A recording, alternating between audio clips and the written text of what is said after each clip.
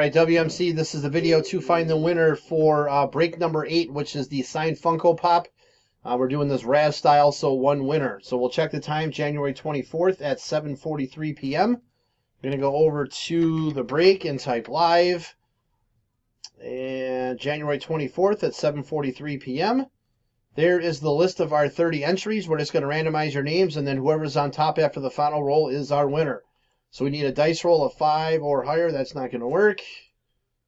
7 times. Here we go. Good luck. 1, 2, 3, 4, 5, 6. Last and final. Here we go. Good luck. It is Bryn. Spot 17 is our winner. So Bryn, whatever we open in break number 8 tonight is yours.